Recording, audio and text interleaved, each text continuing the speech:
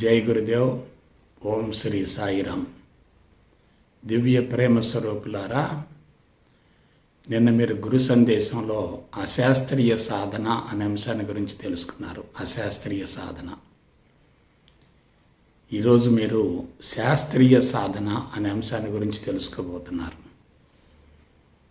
అశాస్త్రీయ సాధన చాలా ప్రమాదకరమైంది. విషయ పరిజ్ఞానం పట్ల స్పష్టత లేకుండా బలవంతంగా సాధన చేసేటట్లయితే సత్ఫలితం రాకపోగా నష్టం జరిగే అవకాశం ఎక్కువగా ఉంటుంది.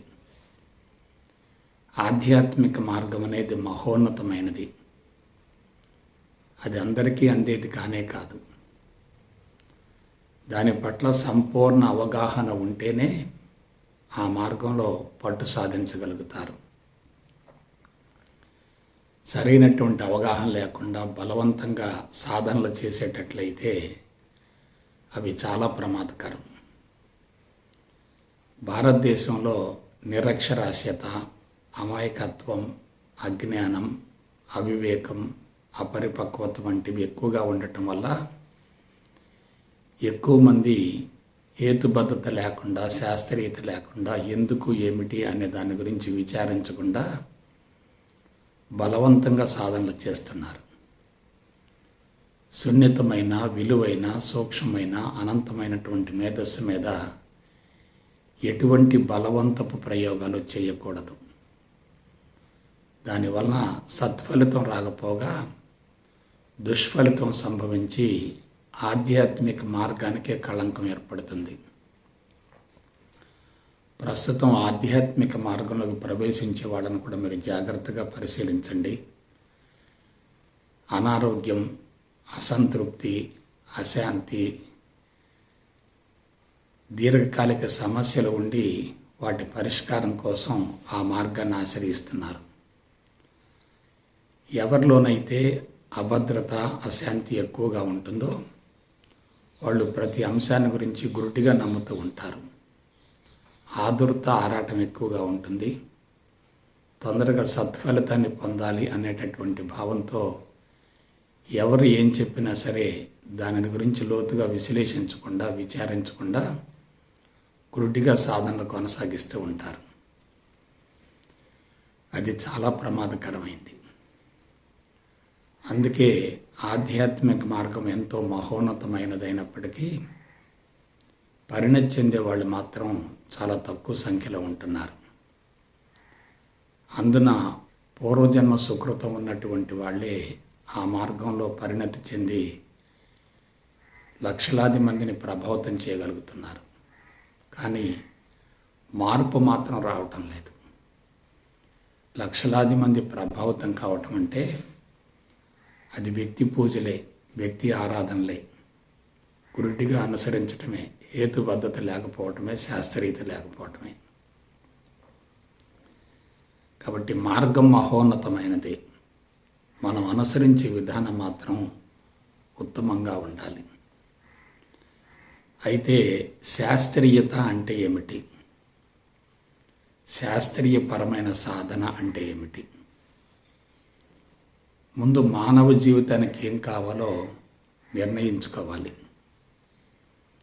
మానవ జీవితం సజావుగా నల్లేరు మీద బండిలాగా ప్రశాంతంగా కొనసాగాలంటే 1 కండబలం ఉండాలి, 2 అర్ధబలం ఉండాలి, 3 అంగబలం ఉండాలి, 4 ఆత్మబలం ఉండాలి.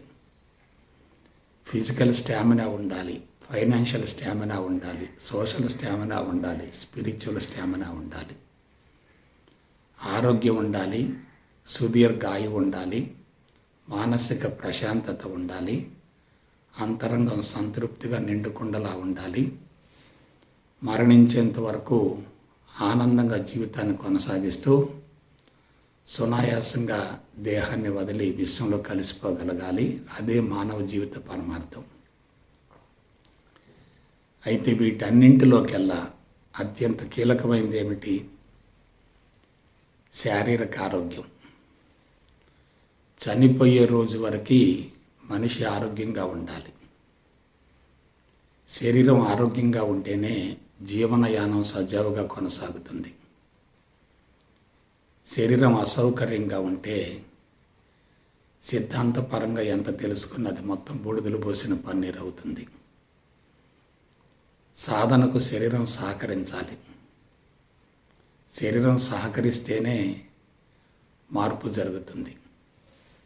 శరీరం సహకరించకుండా సాధన కొనసాగించకుండా మార్పు లభించే ప్రసక్తి లేదు. అంతేకాకుండా ఎంత సిద్ధాంతం తెలుసుకున్నా సాధన లేకపోతే తెలిసిందంతా బూడిదలో పోసిన పన్నీరు అవుతుంది. జ్ఞాన మదం పెరుగుతుంది. అహంకారం బలోపేతమవుతుంది. అందువల్ల మీరు నేను తెలుసుకోవలసినటువంటి నగ్న సత్యం ఏంటంటే, ముందు మన దృష్టిని అంతటినీ భౌతిక ఆరోగ్యం మీదనే కేంద్రీకరించాలి. అయితే ఎవరికైనా అనారోగ్యం సంభవించడానికి మూల కారణం ఏంటి? దీర్ఘకాలిక రుగ్మతలతో మనిషి బాధలు పడటానికి మూల కారణం ఏంటి? శరీరంలో నొప్పులు ఎక్కువగా ఉండటానికి మూల కారణం ఏంటి? శరీరం సాధనకు సహకరించలేకపోవటానికి మూల కారణం ఏంటి? ఇటువంటి విషయాలను గురించి స్పష్టంగా తెలుసుకోవాలి. వాస్తవానికి జీవుడు, శరీరం ఈ రెండింటిని గురించి స్పష్టంగా తెలుసుకోవాలి. జీవుడు అంటే కారణ శరీరంలో ఉన్నటువంటి కోరికలు, ఆశయాలు, సంకల్పాల సమూహం. ఈ జీవభావం గత జన్మ నుండి ఈ జన్మకు సంక్రమిస్తుంది.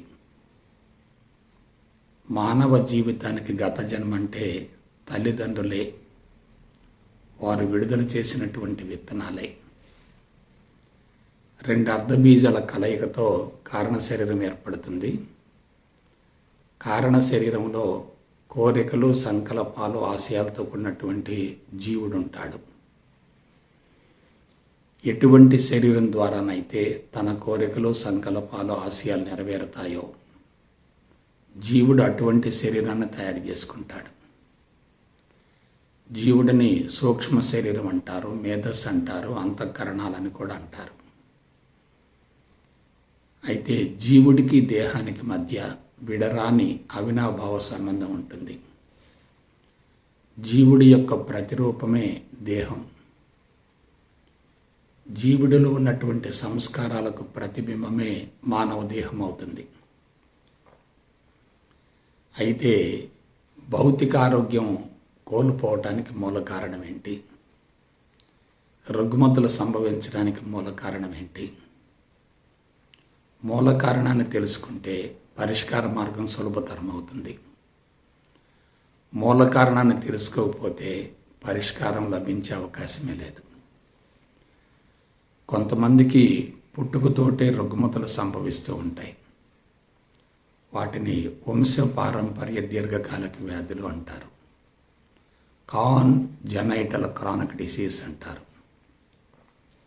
ఇవి తల్లిదండ్రి ఇద్దరు కూడా విడుదల చేసినటువంటి అర్ధబీజాలలో ఉన్నటువంటి లోపం వలన, బలహీనతల వలన సంక్రమిస్తూ ఉంటాయి. ఇవి చాలా ప్రమాదకరమైనవి. జీవుడి యొక్క ప్రతిరూపమే దేహం కాబట్టి జీవుడిలో బలహీనతలున్నా, లోపాలున్నా శరీరం కూడా అదే తరహాలో తయారవుతుంది. జీవుడికి ప్రతిరూపమే జీనులు, జీనులకు ప్రతిరూపమే మెదడు. మెదడు యొక్క ఆధీనంలో పనిచేసేదే శరీరం. ఆ శరీరానికి నిరంతరం అందించబడేదే ప్రాణశక్తి. ఆ ప్రాణశక్తి మూలం మరియు ఆధారం ఏంటంటే మనసు. మనం జాగ్రత్తగా విశ్లేషించుకునేటట్లయితే తల్లిదండ్రుల ద్వారా బిడ్డలకు సంక్రమించేటటువంటి వంశపారంపర్య దీర్ఘకాలిక వ్యాధులకు మూల కారణం జీవుడిలో ఉన్నటువంటి బలహీనతలే, లోపాలే. జీవుడు అంటే ఎవరు?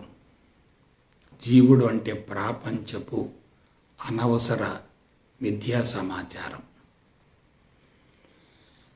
వాస్తవానికి ప్రపంచంతో ఘర్షణ జరుగుతుందంటే, ప్రపంచంతో విడరాని సంబంధం ఉందంటే, ప్రపంచంతో విడరాని సంబంధం ఉందంటే ప్రపంచంతో విడరాని సంబంధం ఉందంటే, ప్రపంచంతో విడరాని సంబంధం ఉందంటే ఎవరైనా ప్రపంచం వైపుకు అతిగా ఆకర్షింపబడుతున్నారంటే దానికి మూల కారణం బాహ్య ప్రపంచం కానే కాదు. అంతరంగ మందలి అనవసరపు చెడు సంస్కారాల ప్రభావంతో మనిషి బాహ్య ప్రపంచం వైపుకు ఆకర్షింపబడుతూ ఉంటాడు. అందువల్ల మనం బాహ్య ప్రపంచాన్ని సరిచేయటం కాదు, అంతరంగ మందలి సూక్ష్మ ప్రపంచాన్ని సరి చేసుకోవాలి. సూక్ష్మ శరీరం యొక్క ప్రతిబింబమే స్థూల శరీరం అయినప్పుడు, సూక్ష్మ శరీరం ద్వారానే స్థూల శరీరం ఏర్పడుతున్నప్పుడు, సూక్ష్మ శరీరం కంటికి కనిపించదు, స్థూల శరీరం మాత్రం కంటికి కనిపిస్తూ ఉంటుంది. కంటికి కనిపించినటువంటి సూక్ష్మ శరీరం కంటికి కనిపించేటటువంటి స్థూల శరీరాన్ని నడిపిస్తూ ఉన్నప్పుడు మనం సూక్ష్మ శరీరాన్ని సరిచేయాలి తప్ప స్థూల శరీరాన్ని గురించి ఆలోచించకూడదు. సూక్ష్మ శరీరంలో ఉన్నటువంటి బలహీనతల లోపాలే స్థూల శరీరంలో ప్రతిబింబిస్తూ ఉంటాయి. బలహీనతలు అంటే ఏమిటి, లోపాలంటే ఏమిటి? బలహీనతలన్నా లోపాలన్నా అనవసరపు ప్రాపంచిక మిథ్యా సమాచారం. అనవసరపు ప్రాపంచిక మిథ్యా సమాచారం అంతా లోపలకు ప్రవేశించి చేతన అంతశ్చేతన మనసులలో లోతుగా నిక్షిప్తమై ఉండి మెదడు యొక్క సున్నితమైన సూక్ష్మమైన మృదువైన కణజాలాన్ని సమూలంగా కలుషితం చేస్తాయి. ఎప్పుడైతే ఆ సమాచారం కలుషితంగా ఉంటుందో మెదడులో ఉన్నటువంటి సున్నితమైనటువంటి కేంద్రాలు సమూలంగా దెబ్బతింటాయి. కేంద్రాలు దెబ్బతిన్నప్పుడు వాటికి సంబంధించినటువంటి అవయవాలు కూడా బలహీనపడతాయి. అవి దీర్ఘకాలిక రుగ్మతలుగా రూపాంతరం చెందుతాయి. కాబట్టి మూల కారణం ఎక్కడుంది? జీవుడిలో ఉంది. జీవుడు అంటే ఏమిటి? సంస్కారాల మూట, సంస్కారాల కట్ట.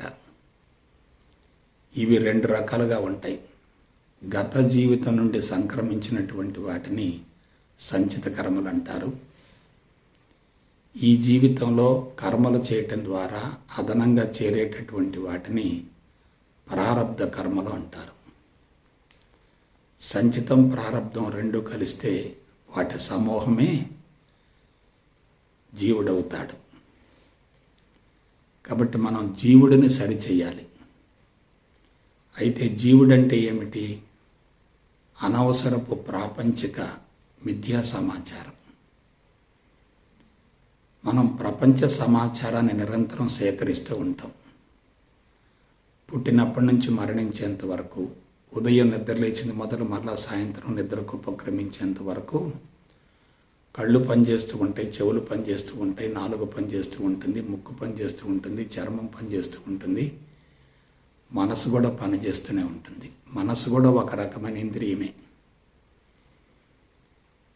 ఇవన్నీ పనిచేయటం ద్వారా ప్రాపంచిక సమాచారం నిరంతరం లోపలకు ప్రవేశిస్తూ ఉంటుంది.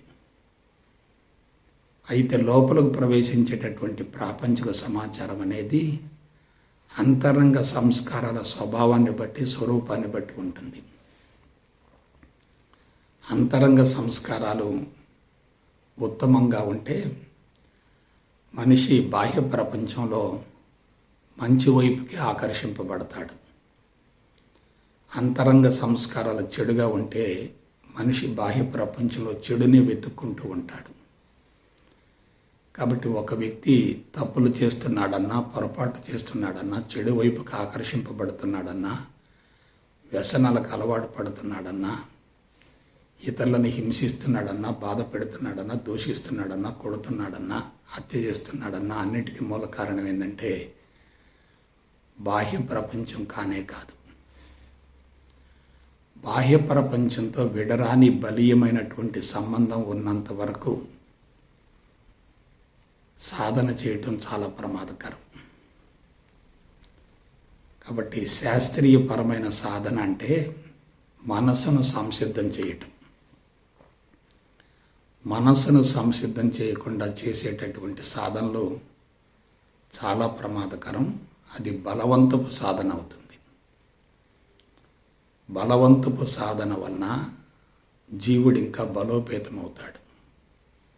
బలహీనతలు ఇంకా పెరుగుతాయి, లోపాలు కూడా పెరుగుతూ ఉంటాయి.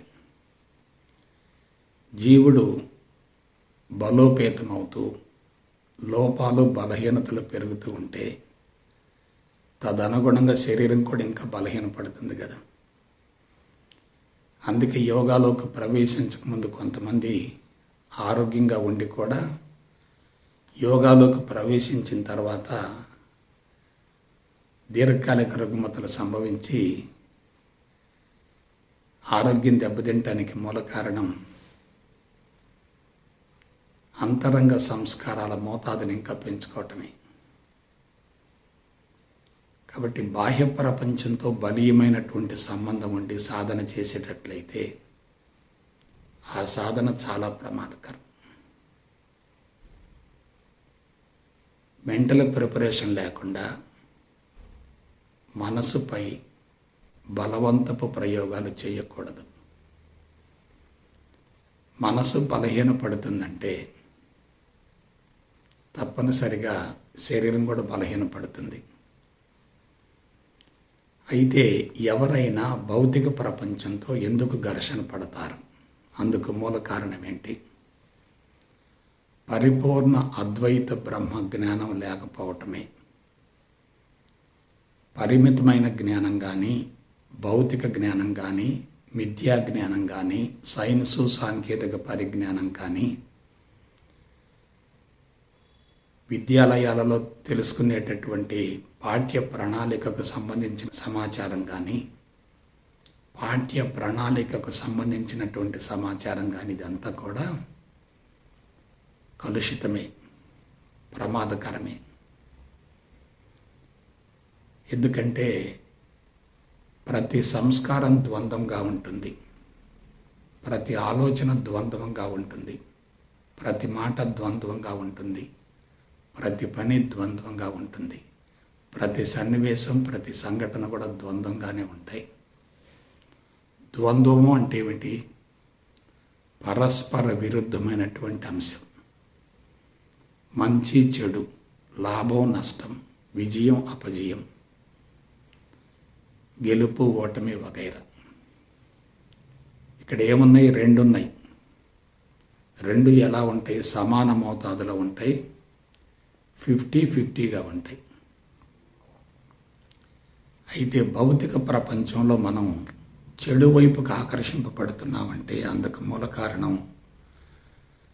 బాహ్య ప్రపంచంలో ఉన్నటువంటి చెడు కానే కాదు, మన అంతరంగంలో ఉన్నటువంటి చెడు సంస్కారాల ప్రభావమే. బాహ్య ప్రపంచంలో మనం మంచిని చూస్తున్నామంటే అది బాహ్య ప్రపంచంలో ఉన్నటువంటి మంచి కానే కాదు, మన అంతరంగ సంస్కారాల స్వభావంలో ఉన్నటువంటి మంచి మాత్రమే. మంచి ఉంటుంది, చెడు ఉంటుంది. అది 50% ఉంటుంది, ఇది 50% ఉంటుంది. మనం బయట చెడును చూస్తున్నామంటే అంతే మోతాదులో దానిలో మంచి కూడా ఉంటుంది. మంచిని చూస్తున్నామంటే అంతే మోతాదులో దానిలో చెడు కూడా ఉంటుంది. ప్రతికూలత ఉందంటే తప్పనిసరిగా అనుకూలత ఉంటుంది. నష్టం ఉందంటే లాభం ఉంటుంది, అపజయం ఉందంటే విజయం ఉంటుంది, ఓటమి ఉందంటే గెలుపు కూడా ఉంటుంది. ఎవరికైతే పరిమితమైన జ్ఞానం ఉంటుందో, ఎవరికైతే మనసు బలోపేతమై ఉంటుందో, ఎవరికైతే జీవభావం ఎక్కువగా ఉంటుందో, ఎవరి అంతరంగ సంస్కారాలు అయితే కలుషితంగా ఉంటాయో వారు బాహ్య ప్రపంచాన్ని ఒక కోణంలో మాత్రమే చూస్తూ ఉంటారు. ఒక కోణంలో చూడడం అనేది పాక్షికత, పక్షపాతం. రెండింటినీ కలిపి చూడడం అనేది పరిపూర్ణత్వం, సంపూర్ణం, సమగ్రం అవుతాయి. కాబట్టి భౌతిక ప్రపంచంతో నిరంతరం ఘర్షణ పడటానికి మూల కారణం భౌతిక ప్రపంచం కానే కాదు, బాహ్య ప్రపంచం అంతకన్నా కానే కాదు. అది పూర్తిగా అంతరంగ సంస్కారాలకు సంబంధించింది. మనం పొరపాటును కూడా బాహ్య ప్రపంచాన్ని సరిచేయకూడదు. అయితే ఏం చేయాలి? బాహ్య ప్రపంచపు స్వరూప స్వభావాన్ని గురించి సంపూర్ణంగా సమగ్రంగా విశ్లేషించుకోవాలి. బాహ్య ప్రపంచం అంతా ద్వంద్వాలతో కూడి ఉంటుంది కాబట్టి మనకు ఒకటే కనపడుతుందంటే రెండవ దానిని మనం చూడలేకపోతున్నాం. అక్కడ రెండు ఉన్నాయి, కానీ మనం పాక్షిక దృష్టి వలన ఒకదాన్నే చూస్తూ ఉన్నాం, రెండవ దాన్ని గుర్తించలేకపోతున్నాం. పుట్టుక ఉందంటే తప్పనిసరిగా మరణం ఉంటుంది కదా. అనుకూలత ఉందంటే ప్రతికూలత ఉంటుంది కదా. మనం అనుకూలంగా ఉండాలి అనుకుంటున్నాం, కానీ ప్రతికూలతలో కూడా అనుకూలత ఉంది అని ఆలోచించటం లేదు. ప్రతి నెగిటివ్ వెనుక పాజిటివ్ ఉంటుంది, ప్రతి పాజిటివ్లో నెగిటివ్ ఉంటుంది. ఎవరిని దేన్ని వ్యతిరేకించవలసిన అవసరం లేనే లేదు. జ్ఞానపరంగా పరిణతి చెందకుండా, సిద్ధాంతం పర్ఫెక్ట్గా లేకుండా సాధనలో కూర్చుంటే చాలా ప్రమాదకరం. ఎవరికైనా రుగ్మతలు సంభవించడానికి మూల కారణం అంతరంగ సంస్కారాల్లో ఉన్నటువంటి చెడు ప్రభావమే. అటువంటి వ్యక్తి బాహ్య ప్రపంచం వైపుకు విపరీతంగా ఆకర్షింపబడుతూ ఉంటాడు. వాస్తవానికి మనిషి పుట్టినప్పటి నుంచి మరణించేంత వరకు, ఉదయం నిద్రలేచిన మొదలు మళ్ళా సాయంత్రం నిద్రించేంత వరకు తనను గురించి ఆలోచించుకోవటం లేదు.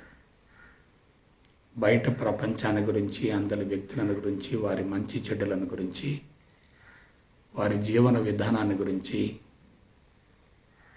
ప్రపంచంలో జరిగేటటువంటి అనేక రకాల ఘోర సంఘటనలను గురించి అతిగా అనవసరంగా పిచ్చిగా విపరీతంగా ఆలోచిస్తూ ఉన్నాడు. ఇదంతా ఏమిటి? మాయ, అజ్ఞానం, అపరిపక్వత, అవివేకం, విచక్షణ లేకపోవటం. కాబట్టి భౌతిక ప్రపంచం పట్ల రాగద్వేషాలు ఉన్నాయంటే మనసు బలోపేతమవుతుంది. మనసు బలోపేతమైనప్పుడు సాధనలో కూర్చుంటే దాని తీవ్రత ఇంకా పెరుగుతుంది.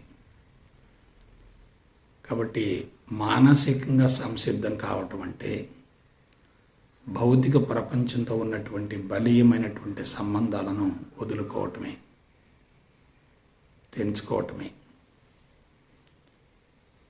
బాహ్య ప్రపంచంలో ప్రతిదీ నిరంతరం మార్పులు చెందుతూ ఉంటుంది. మార్పులు చెందేది ఏదైనా మాయే కదా. మాయలో ఉన్నప్పుడు సత్యదర్శనం కాదు కదా. కాబట్టి మాయను అధిగమించగలగాలి, మాయను లోబరుచుకోవాలి, మాయకు అతీతంగా జీవించగలగాలి. కానీ ప్రస్తుతం మానవ జీవితం ఎలా ఉంది? మాయకు లోబడే జీవన విధానం కొనసాగుతుంది. కాబట్టి భౌతిక శరీరంలో ఉన్నటువంటి రుగ్మతలకు మూల కారణం లోపల ఉన్నటువంటి చెడు సంస్కారాల మోతాదే. చెడు సంస్కారాల మోతాదు ఎక్కువగా ఉన్నప్పుడే మనిషి బాహ్య ప్రపంచాన్ని గురించి అతిగా అనవసరంగా ఆలోచిస్తూ ఉంటాడు. బాహ్య ప్రపంచాన్ని గురించి అతిగా అనవసరంగా ఆలోచిస్తూ ఉన్నప్పుడు తనను గురించి తాను ఆలోచించుకోలేడు కదా. వాస్తవానికి ఆధ్యాత్మికత అంటే ఏమిటి? నీ గురించి నువ్వు ఆలోచించుకోవటమే, నీ గురించి నువ్వు తెలుసుకోవటమే, నీలోనికి నువ్వు పయనించటమే, నీ సహజ స్థితిని నీవు అనుభవించటమే, నీవెవరవో ప్రయోగపూర్వకంగా నిరూపించుకోవటమే. వాస్తవానికి నీవెవరవో సాక్షాత్తు భగవంతుడివే, పరమాత్మవే, పరబ్రహ్మానివే. అలా జీవించలేకపోవటానికి మూల కారణం ఏమిటి? అవరోధం ఏమిటి? అడ్డుగోడలు ఏమిటి? జీవభావమే. కాబట్టి నేనుకు మేనుకు మధ్యలో బలంగా జీవుడున్నాడు. ఆ జీవుడిని కరిగించాలంటే ముందు పరిపూర్ణ అద్వైత బ్రహ్మజ్ఞానం కావాలి. పరిపూర్ణ అద్వైత బ్రహ్మ జ్ఞానంలో ఉన్నటువంటి ప్రత్యేకత ఏమిటంటే మంచిని చెడును, లాభాన్ని నష్టాన్ని, విజయాన్ని అపజయాన్ని సమానంగా స్వీకరిస్తుంది. ఎప్పుడైతే రాగద్వేషాలు ఉండవో, ద్వంద్వాలు మాయా అని తెలిసిపోతుందో, అప్పుడు భౌతిక ప్రపంచంతో ఉన్నటువంటి బలీయమైనటువంటి సంబంధాలు తెగిపోతాయి. అప్పుడు మనిషి అంతర్ముఖానికి మళ్ళుతాడు. దానినే ప్రత్యాహార అంటారు. పతంజలి మహర్షి ప్రత్యాహారణ గురించి ప్రత్యేకంగా ప్రస్తావించడానికి మూల కారణం, ప్రత్యాహార లేకుండా సాధనకి ఉపక్రమించకూడదు. ప్రత్యాహారాలో ఉన్నటువంటి ప్రత్యేకత ఏమిటంటే భౌతిక ప్రపంచంతో ఉన్న సంబంధాన్ని సమూలంగా తెంచివేస్తుంది. భౌతిక ప్రపంచంతో బలీయమైనటువంటి సంబంధాలు ఉండి ప్రత్యాహారణ ఆచరించడం సాధ్యమయ్యే ప్రసక్తే లేదు. కాబట్టి అంతరంగంలో సంస్కారాల మోతాదు ఎక్కువగా ఉన్నప్పుడు మనిషి బాహ్య ప్రపంచాన్ని గురించి ఆలోచిస్తాడు తప్ప తనను గురించి ఆలోచించడు. కానీ ఎవరైతే పరిపూర్ణ అద్వైత బ్రహ్మజ్ఞానాన్ని గురించి శాస్త్రయుక్తంగా అవగాహన గావించుకుంటారో అటువంటి వ్యక్తులు బాహ్య ప్రపంచపు స్వరూప స్వభావాన్ని గురించి అవగాహనను ఏర్పరచుకుంటారు. అప్పుడు రాగద్వేషాలు రెండు కరిగిపోతాయి. రాగద్వేషాలు రెండు కరిగిపోయాయంటే, తొలగిపోయాయంటే అప్పుడు ప్రత్యాహార సాధ్యమవుతుంది. ఎప్పుడైతే మానసికంగా సంసిద్ధత ఏర్పడుతుందో అప్పుడు మనిషికి సాధన ఒక ఆట అవుతుంది. సునాయాసంగా, సరళంగా, సులభంగా కొనసాగుతుంది. కళ్ళు తెరిచి ఉన్నప్పుడు ఘర్షణ వైఖరి ఉంటే, కళ్ళు మూసుకున్నప్పుడు అదే స్థితి కొనసాగుతుంది. కళ్ళు తెరిచినప్పుడు రాగద్వేషాలకు అతీతమైన స్థితి ఉందంటే, కళ్ళు మూసుకున్నప్పుడు అదే స్థితి కొనసాగుతుంది. అయితే రాగద్వేషాలకు అతీతమైనటువంటి స్థితి ఏర్పడినప్పటికీ కళ్ళు మూసుకునేటట్లయితే గత జీవితపు చరిత్ర పదే పదే గుర్తుకొస్తుంది. గత జీవితపు చరిత్ర పదే పదే గుర్తుకొస్తుంది. ఆ చరిత్ర గుర్తుకొచ్చినప్పుడు అందులో కూడా తప్పనిసరిగా ద్వంద్వాలు ఉంటాయి. మనం బాహ్య ప్రపంచంలో ఉన్నటువంటి ద్వంద్వాల పట్ల ఎటువంటి వైఖరిని అవలంబిస్తామో, సాధనలో ఉన్నప్పుడు కూడా ద్వంద్వాల పట్ల అటువంటి వైఖరిని అవలంబించేటట్లయితే అంతరంగం శుద్ధి అవుతుంది. లోపల ఉన్నటువంటి సమాచారం మొత్తం కూడా గత జీవితానికి సంబంధించింది, వర్తమానానికి సంబంధించింది కానే కాదు. ఏదైతే జరిగిపోయిందో అంతా కూడా మాయకు ప్రతిరూపం. బాహ్య ప్రపంచంలో మార్పులు సంభవించినప్పటికీ, బాహ్య ప్రపంచంలో ఉన్నటువంటి వ్యక్తుల యొక్క స్వభావం మారినప్పటికీ, మన అంతర ప్రపంచంలో ఉన్నటువంటి స్వభావం మారకపోతే మనం ఆ వ్యక్తుల పట్ల అటువంటి అభిప్రాయంలోనే ఉంటాం. అది చాలా ప్రమాదకరమైంది. ఒకవేళ బాహ్య ప్రపంచపు వ్యక్తుల యొక్క స్వరూప స్వభావం మారకపోయినప్పటికీ వారి పట్ల మన అంతరంగంలో ఉన్నటువంటి సంస్కారాల స్వభావాన్ని మార్చుకోగలిగితే అంతరంగం సమూలంగా శుద్ధి అవుతుంది. చెడు అనేది ఎక్కడా లేదు, అపజయం అనేది ఎక్కడా లేదు, ఓటమి అనేది ఎక్కడా లేదు, ప్రతికూలత అనేది ఎక్కడా లేదు. మానవులు తమంత తాముగా సృష్టించుకున్నదే. అది చాలా ప్రమాదకరమైంది. కాబట్టి ఎప్పుడైతే ద్వంద్వాల పట్ల సరైనటువంటి అవగాహన ఉంటుందో మనిషి అంతర్ముఖానికి మళ్ళుతాడు. అంతర్ముఖానికి మళ్ళేటట్లయితే సాధన సునాయాసంగా కొనసాగుతుంది.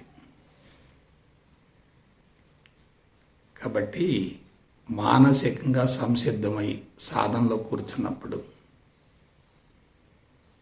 అంతరంగ శుద్ధి జరుగుతుంది. మానసికంగా సంసిద్ధం కాకుండా సాధనలో కూర్చునేటట్లయితే అంతరంగం ఇంకా కలుషితం అవుతుంది. అందుకే నేను చెప్తున్నాను, తమో గుణం ఉన్నా రజోగుణం ఉన్నా సాధనలో కూర్చోవటం చాలా ప్రమాదకరం. తమో గుణము రజోగుణం రెండు కూడా సమాన మోతాదులో ఉండి సత్వగుణం బలీయమైనప్పుడు సాధనలో కూర్చుంటే అంతరంగాన్ని శుద్ధిగా ఉంచుకోగలుగుతాం. కాబట్టి అంతరంగ శుద్ధికి కీలకమైనటువంటి అంశం ఏంటంటే జ్ఞానమే.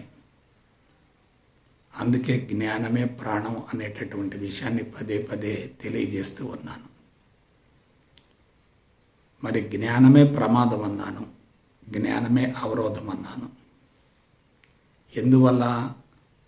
అంతరంగంలో సంస్కారాలు ఉన్నాయంటే అవి మంచి సంస్కారాలైనా చెడు సంస్కారాలైనా ఏవైనా ఎటువంటివైనా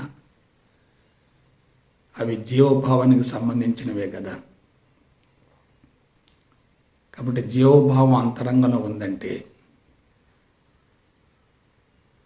దేవుడిగా మారే అవకాశం లేదు కదా.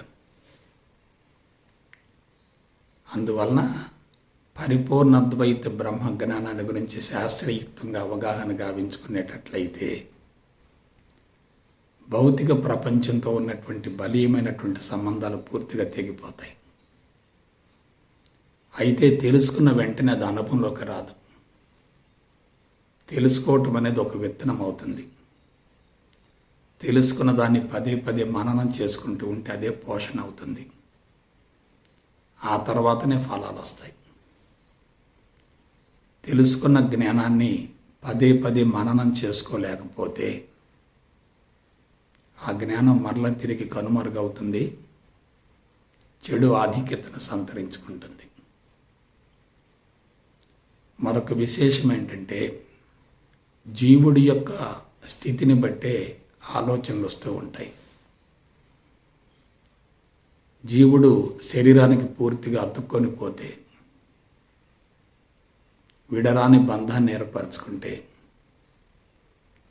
మోహబంధాలను పెంచుకుంటే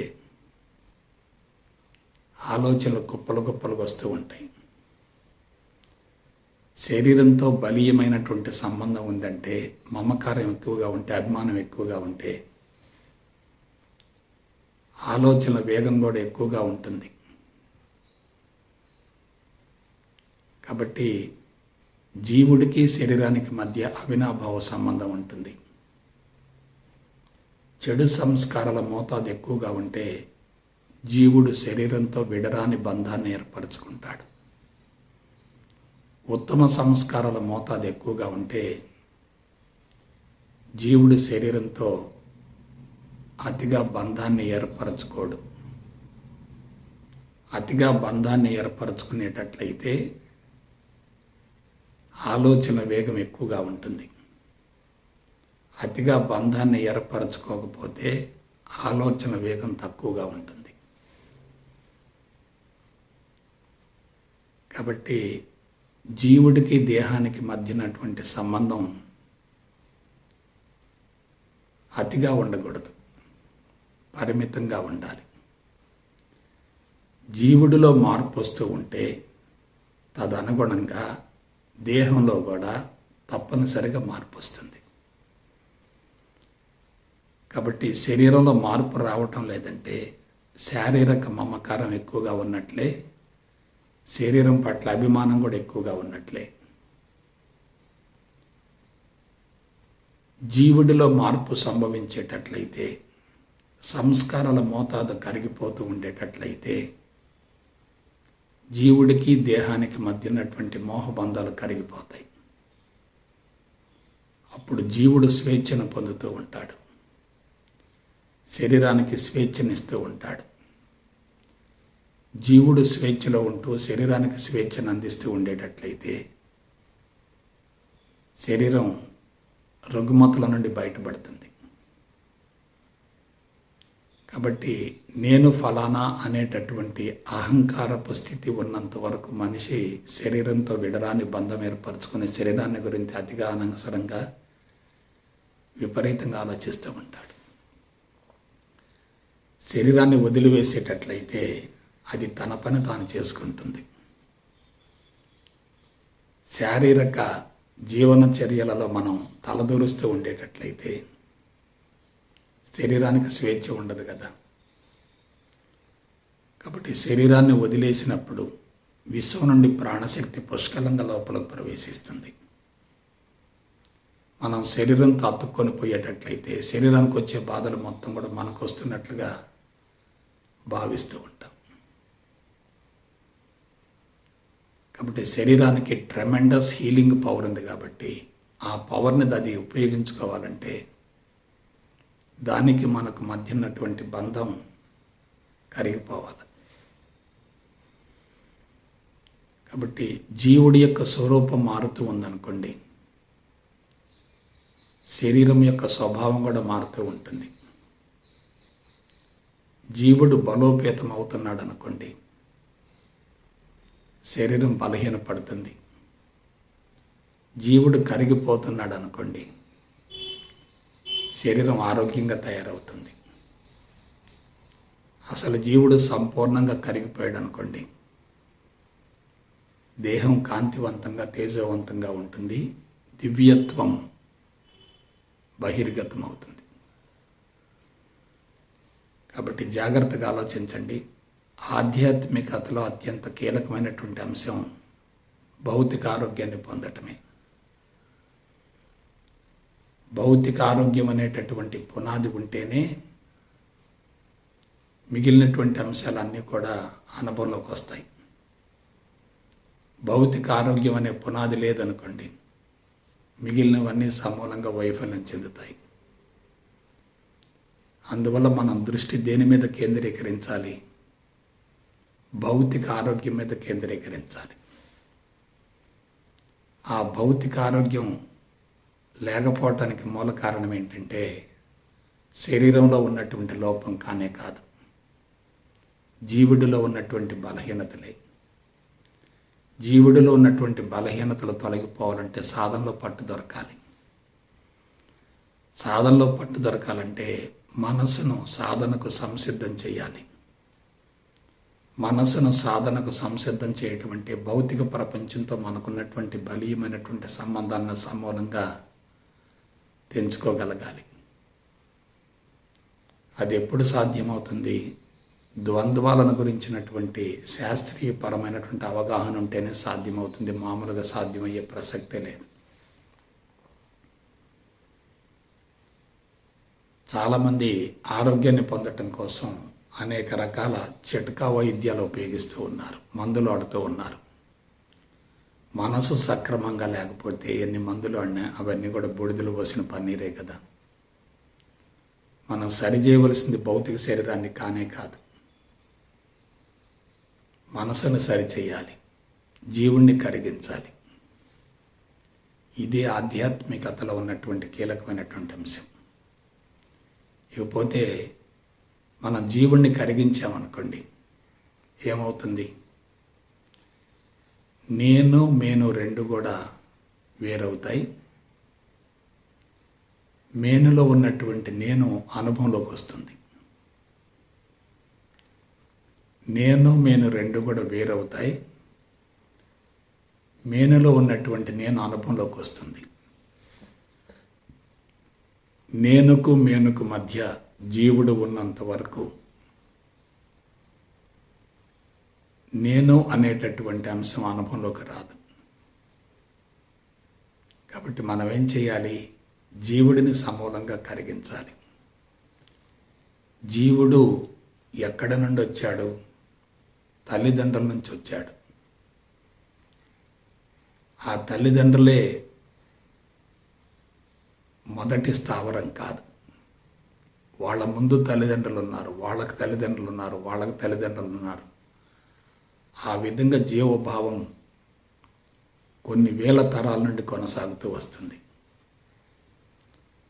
కాబట్టి వేల తరాలుగా కొనసాగుతూ వస్తున్నటువంటి జీవుణ్ణి ఆకస్మికంగా కరిగించడం సాధ్యం కానే కాదు. అందున నెగిటివ్ బరువుగా భారంగా లోతుగా రికార్డ్ అయి ఉంటుంది కాబట్టి అవి బయటకు రావటం అంటే తప్పనిసరిగా సాధన అవసరం. కళ్ళు మూసుకొని శరీరాన్ని బంధించి సాధనలో కూర్చున్నప్పుడు లోపల నుండి ఉధృతంగా ఆలోచనలు వస్తూ ఉంటాయి. అందున నెగిటివ్ ఆలోచనలు ఎక్కువగా వస్తూ ఉంటాయి. ఎందువలన? కళ్ళు తెరిచి ఉంటే భౌతిక ప్రపంచంలో పూర్తిగా నిమగ్నం అవుతాం. నిద్రపోతూ ఉంటే భౌతిక ప్రపంచమే ఉండదు, అందువల్ల ఎటువంటి ఆలోచనలు ఉండవు. కానీ పూర్తి మెలకువతో ఉండి ఎరుకలో ఉండి చైతన్యవంతంగా ఉండి కళ్ళు మూసుకునేటట్లయితే లోపల ఉన్నటువంటి సంస్కారాలు కరిగిపోయి ఆలోచనలు ఉధృతంగా వస్తూ ఉంటాయి. అటువంటి ఆలోచనలను వ్యతిరేకించకూడదు, వెంబడించకూడదు, సృష్టించుకోకూడదు, పట్టుకోకూడదు. వాటికి ఎటువంటి పట్టింపును కానీ ప్రాధాన్యతను కానీ ఇవ్వకూడదు. చెడైనా మంచైనా, లాభమైనా నష్టమైనా, విజయమైనా అపజయమైనా, ఓటమైనా గెలుపైనా అన్నీ కూడా ఆలోచనలే. అన్నీ భౌతిక ప్రపంచానికి సంబంధించినవే. అనవసరపు మిథ్యా సమాచారమే. అసలు జీవితమే మాయ అయినప్పుడు దానికి సంబంధించినటువంటి ఆలోచనలు కూడా మాయే కదా. ఎవరికైతే చెడు సంస్కారాల మోతాదు ఎక్కువగా ఉంటుందో వారికి సాధనలో ఉన్నప్పుడు కుప్పలు కుప్పలుగా, కట్టల కట్టలుగా, తెరల తెరలుగా ఆలోచనలు వస్తూ ఉంటాయి. వరద ప్రవాహాలకు వస్తూ ఉంటాయి. వాటిని అంగీకరించేటట్లయితే కరిగిపోతాయి, వ్యతిరేకించేటట్లయితే పెరిగిపోతాయి. మనం నెగటివ్ని వ్యతిరేకిస్తూ ఉంటాం, పాజిటివ్ని ఆశిస్తూ ఉంటాం. ఇక్కడే మహాభారత సంగ్రామం జరుగుతుంది, కురుక్షేత్ర సంగ్రామం జరుగుతుంది. వ్యతిరేకించేది బలోపేతం అవుతూ ఉంటుంది. అట్టి స్థితిలో ఆశించేది లభించే ప్రసక్తే లేదు. కాబట్టి పాజిటివ్ మాయే, నెగిటివ్ మాయే, రెండు మాయ అనుకున్నప్పుడు ఆ రెండింటిని తప్పనిసరిగా వదిలివేయాలి. మనం ఎప్పుడు వదిలివేస్తాం? ఆలోచనలను సాక్షిభూతంగా గమనిస్తున్నప్పుడే వదిలివేస్తాం తప్ప నేను ఆలోచన ఒకటి అనే భావన ఉందంటే వదిలివేసే ప్రసక్తి లేదు. సాక్షిభూతంగా గమనించడం అంటే ఏమిటి? ఒక నది ఒడ్డు నిలబడ్డాం, ప్రవాహం వస్తూ పోతూ ఉంది. ముందు ఒక పూలదండ వచ్చింది, ఆ తర్వాత ముళ్ళ చెట్టు వచ్చింది, ఆ తర్వాత అందమైనటువంటి వస్త్రం వచ్చింది, ఆ తర్వాత శవం వచ్చింది. మన ఒడ్డునే ఉన్నాం, వాటిని తాకలేదు. వస్తూ ఉంది, వెళ్ళిపోతూ ఉంది. ఏది నిలకడగా లేదు, ఏది శాశ్వతంగా లేదు. ఎప్పుడైతే మనం పూలదండని కోరుకుంటూ శవాన్ని వ్యతిరేకిస్తూ ఉంటామో శవానికి పట్టింపునిస్తాం. దేనికైతే మనం పట్టింపునిస్తామో అది మనసులో బలంగా లోతుగా రికార్డ్ అయిపోతుంది. ఎప్పుడైతే లోతుగా రికార్డ్ అవుతుందో అదనంగా సంస్కారాలు చేరుతూ ఉంటాయి. కాబట్టి సాధన రహస్యం వంటిదే. చాలామంది యోగాలోకి ప్రవేశించిన తర్వాత బలహీన పడటానికి మూల కారణం ఏంటంటే అంతరంగ చెడు సంస్కారాల మోతాదును పెంచుకుంటున్నారు. ఎందుకు పెంచుకుంటున్నారు? వస్తున్న ఆలోచనలకు పట్టింపునిస్తున్నారు, వ్యతిరేకిస్తూ ఉన్నారు, వాటి తీవ్రతను పెంచుతూ ఉన్నారు. తీవ్రత పెరుగుతుందంటే అది బలంగా ఇంకా రికార్డ్ అవుతుంది కదా. కాబట్టి బలంగా రికార్డు కావటం అంటే ఉన్న సంస్కారం కరిగిపోకపోగా దాని తీవ్రత ఇంకా పెరిగి అంతరంగం మరికొంత మేరకు కలుషితమైనట్లే కదా. కాబట్టి ఇది ఆధ్యాత్మికతలో ఉన్నటువంటి కీలకమైన అంశం. అయితే అందుకు పరిష్కారం ఏమిటి? మనం భౌతిక ప్రపంచాన్ని అంగీకరించాలి. భౌతిక ప్రపంచంతో ఉన్నటువంటి ఘర్షణ వైఖరి నుండి సమూలంగా విడుదల కావాలి.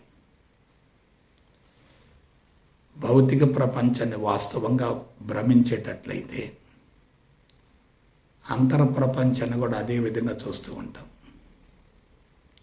భౌతిక ప్రపంచాన్ని వదిలివేసేటట్లయితే అంతర ప్రపంచాన్ని కూడా వదిలేస్తాం. అదే సాక్షిభూత స్థితి అంటే. నేను వేరు, నా ఆలోచన వేరు అనుకున్నప్పుడు నువ్వు ఆలోచనను అధిగమించగలుగుతావు. నేను ఆలోచన ఒకటే అనుకున్నప్పుడు ఆలోచనకి పట్టింపును ప్రాధాన్యతనిస్తూ ఉంటావు. పట్టింపునివ్వటం అంటే దాని తీవ్రతను ఇంకా పెంచటమే.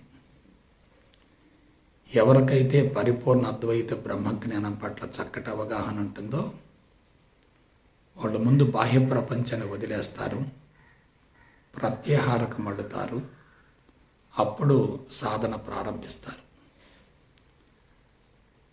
భౌతిక ప్రపంచం పట్ల ఆకర్షణ ఉండి సరైనటువంటి జ్ఞానం లేక సాధన కొనసాగించేటట్లయితే సత్ఫలితం రాకపోగా నష్టపోయే ప్రమాదం ఉంటుంది. అందువలన శాస్త్రీయ సాధన అంటే మనస్సును సంసిద్ధం చేసి సాధనను కొనసాగించటం. అశాస్త్రీయ సాధన అంటే పరిపూర్ణ జ్ఞానం లేకుండా పరిమితమైన జ్ఞానంతో, భౌతిక జ్ఞానంతో, సైన్సు సాంకేతిక పరిజ్ఞానంతో, మిథ్యా జ్ఞానంతో, ప్రాపంచిక విషయవాంఛలతో బలీయమైనటువంటి సంబంధాన్ని ఏర్పరచుకొని ఏదో సాధించాలి అనే తపనతోటి, ఆరాటంతో నెగటివ్ను వ్యతిరేకిస్తూ పాజిటివ్ను ఆశిస్తూ జీవుడిని ఇంకా బలోపేతం చేసుకోవటమే. కాబట్టి అది అశాస్త్రీయత అంటే. అశాస్త్రీయత ఉన్న చోట సాధనలో పట్టు లభించే ప్రసక్తి లేదు.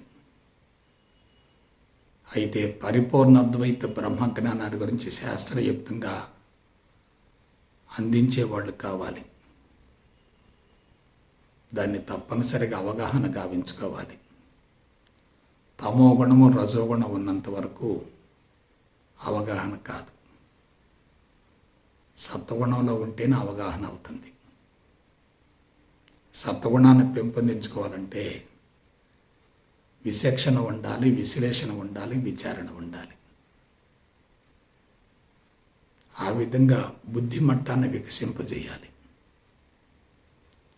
అట్టి స్థితిలో సాధన కొనసాగించేటట్లయితే అద్భుతమైన ఫలితం వస్తుంది.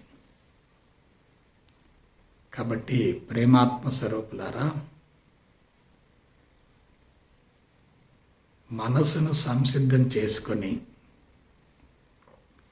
భౌతిక ప్రపంచం నుండి మనసును సమూలంగా ఉపసంహరించుకొని అంతరంగాన్ని శుద్ధి గావించుకోవటంలో మీరు గురు సందేశాలను ఆలంబనగా ఉపయోగించుకుంటారని, సత్ఫలితం పొందుతారని మనస వాచ కర్మణ కోరుకుంటూ సెలవు తీసుకుంటా. జై గురుదేవ్, జై గురుదేవ్, జై గురుదేవ్.